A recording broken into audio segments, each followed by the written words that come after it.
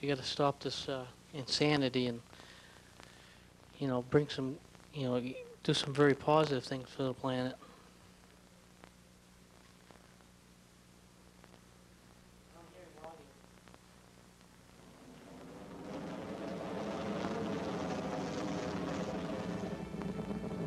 It was a time of wonder and discovery. Roger, Eagle, contact. 6 trips to the lunar surface revealed much about our closest celestial neighbor and changed forever the way we view our own planet. Today, NASA is looking towards returning to the moon. A permanent lunar base would complement space station freedom and provide a springboard for manned missions to Mars. And if researchers at NASA's Center for the Commercial Development of Space in Wisconsin are successful, the first lunar settlers will also be miners. Actually, this large automated vehicle would do most of the work, processing the moon's rocks and soil to remove a potentially valuable product, helium-3. Just 25 metric tons of this rare isotope, roughly the capacity of the shuttle cargo bay, could provide enough energy to generate all the electricity used in this country in an entire year. Helium-3 is produced by fusion reactions in the sun and carried through space by the solar wind. Earth's atmosphere shields us from the solar wind, but it has been depositing helium-3 on the moon for more than 1 billion years. Former Senator Jack Schmitt was part of the Apollo 17 mission, which marked our last, or as he likes to say, our most recent journey to the lunar surface. We can't always use fossil fuels for the production of electricity. There are many environmental reasons why you don't want to do that. One of the most popular now, of course, is the addition of CO2 to the atmosphere. We don't need to panic, but we ought to be making those kinds of research and development plans that we have an alternative to coal and other fossil fuels in the not-too-distant future.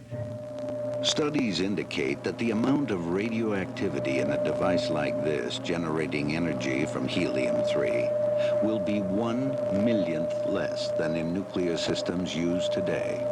And no greenhouse gases, acid rain, or solid wastes will result. The proposed mining system will be equally kind to the lunar environment. Once helium-3 has been boiled off, the untainted rocks and soil return to the surface, leaving it essentially unblemished. The process should also produce a number of byproducts, including water, which will be of great value to a lunar colony.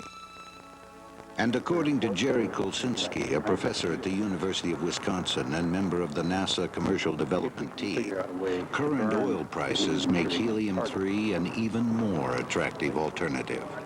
At today's prices, helium-3 would be worth $4 billion a ton, which would make a shuttle load worth about $100 billion.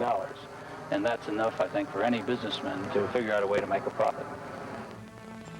Helium-3 mining, using the moon's resources to meet future energy requirements on Earth. Now, this fuel can be burned with the alpha fission process, very clean, and the whole lunar surface is it's everywhere. Okay, there's been a myth. It's been circulating for many years now, and this myth is the how the Tesla electric car worked, and that car did not run on radiant energy. Before Arthur Matthews was Tesla's last living assistant, before he died, he sent me an audio tape, and I'm going to play, just for the record, play back that to dispel that myth forever. And it's about 5 minutes, and he explains how the Tesla electric car operated. You can run that now.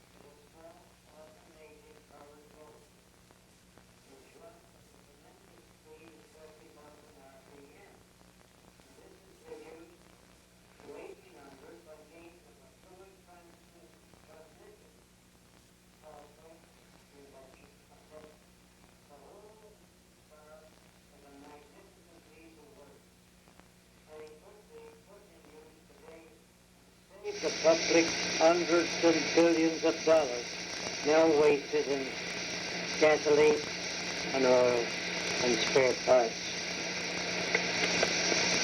I could give a few details about this electric car.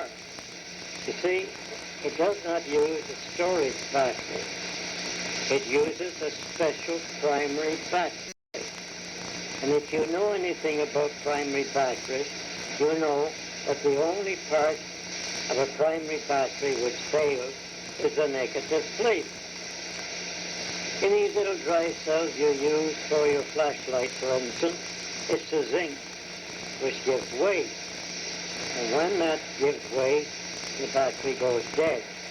Well, now, Tesla invented a completely new kind of primary battery. And in this primary battery,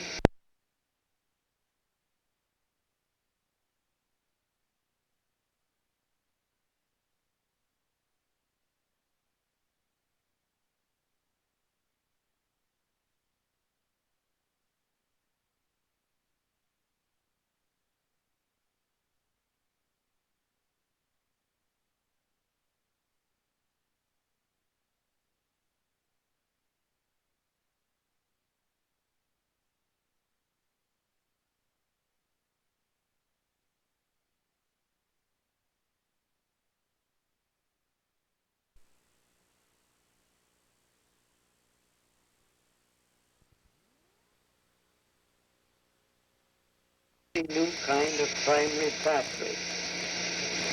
And in this primary battery, if the negative plate wears out, it can be replaced